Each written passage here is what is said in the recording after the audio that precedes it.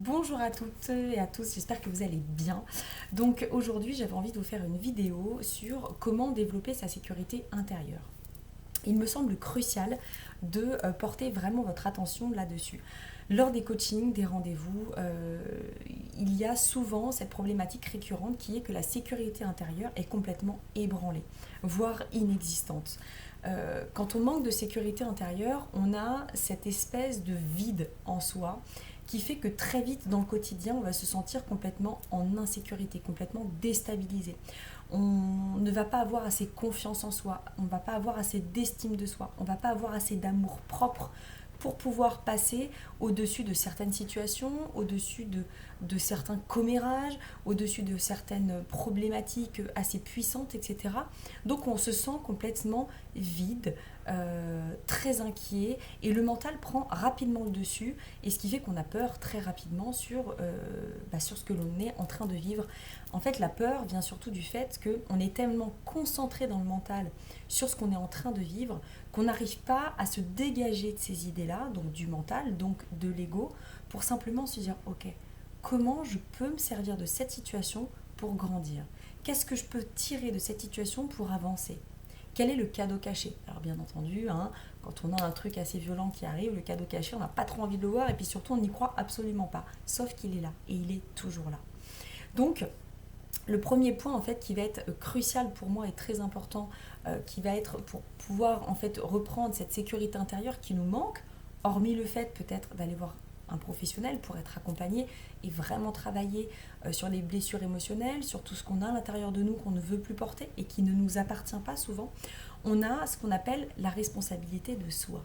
Ça veut dire quoi, prendre la responsabilité de soi?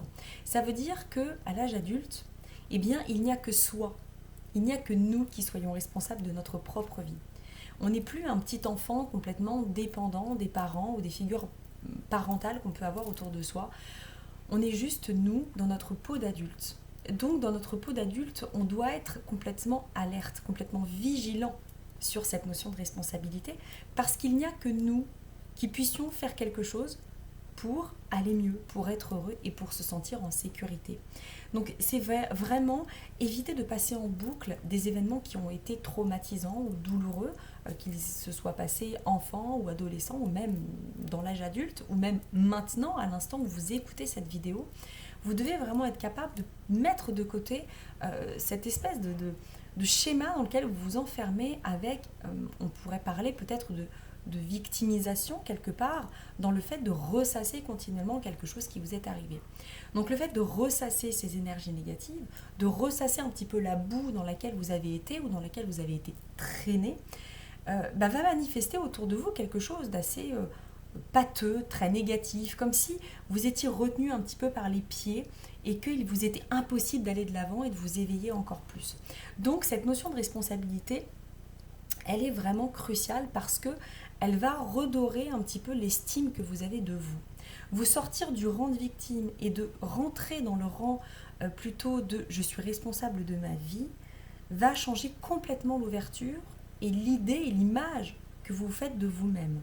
Donc déjà, ça c'est vraiment un premier point. Quand une personne a une faible estime d'elle-même, elle n'est pas à même de se sortir d'une situation la tête haute. Elle n'est pas à même d'avoir du discernement sur ce qui se passe. Quand on a une grande estime de soi, on évite tout ce qui va être stress, anxiété, frustration. On va éviter aussi de tomber dans le piège du je m'auto-sabote, je m'auto-flagelle et c'est moi la vilaine, quoi. Donc ça, c'est hyper important d'avoir cette notion de responsabilité. Il faut aussi accepter une part de risque. Ouais. Parce que quand on devient responsable, on devient adulte, donc on va prendre certains risques pour aller de l'avant. C'est-à-dire qu'on va sortir un peu de sa zone de confort pour voir ce qui se passe de mieux ailleurs. Pour comprendre complètement que dans le petit cocon dans lequel on était, même si c'est un cocon qui était déplaisant parce qu'on ressassait les choses, il y avait une forme de sécurité qui était très bordée, très lignée, vraiment très contrôlée dans ce petit truc.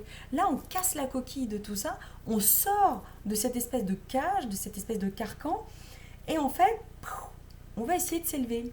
Il faut bien se dire que plus l'estime de soi est élevée, plus on tolère l'insécurité, et plus on accepte de prendre des risques calculer. Ça veut dire que vous n'allez plus... Alors je baisse les yeux de temps en temps parce que j'ai pris des notes, hein, rassurez-vous. Je n'ai pas le... je ne m'endors pas. Donc rassurez-vous, en fait ce qui va se passer, c'est que plus vous allez savoir qui vous êtes à l'intérieur de vous, plus vous allez avoir conscience de qui vous êtes, de toute la puissance et la capacité que vous avez en vous de vous élever, de passer au-dessus de tout ça, plus vous allez prendre des risques. Mais les risques, ils ne vont pas être simplement un risque complètement incalculé, complètement farfelu. Non, le risque, il va être, ok, attends, là, ce qui se passe, je sais que je peux faire ça. C'est un risque que je prends, parce que je risque ça, ça et ça. Mais ça ne m'atteint pas. Parce que en prenant conscience de tout ça, en mettant devant moi un large spectre de ce qui peut m'attendre, je m'ouvre à autre chose. Donc, j'ai déjà en conscience des solutions qui pourront s'apporter partout. Donc, en fait, on a vraiment un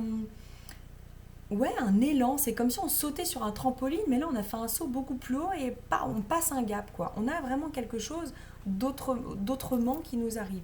Donc, plutôt que d'avoir de la peur, en fait, qui va se manifester, eh bien, en fait, ça va pulser une sorte d'action. C'est pas la peur qui va nous figer, qui va nous cristalliser, c'est vraiment une espèce d'adrénaline un petit peu... on ne sait pas trop si c'est bon ou pas, mais voilà, ça picote un peu en soi, on sait qu'il faut y aller. Donc on y va, même s'il y a un petit risque, on y va quand même.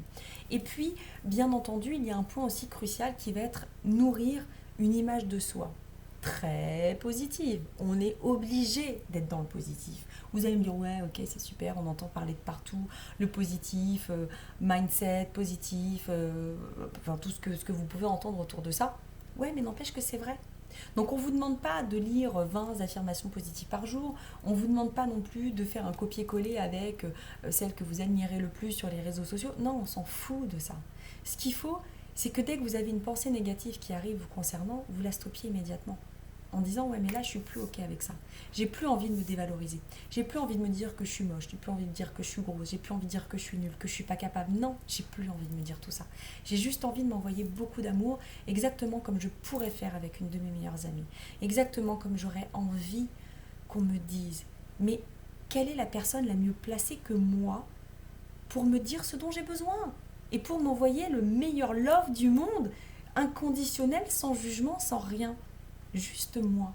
Donc commencez déjà vraiment petit à petit à vous dire des choses positives, à vous faire du bien. C'est hyper important. Plus vous allez être bonne envers vous-même, plus vous allez dégager quelque chose de positif. Et vous allez voir que vous allez rayonner. Vous n'allez pas simplement briller à l'intérieur de vous, vous allez rayonner de façon exponentielle et de plus en plus.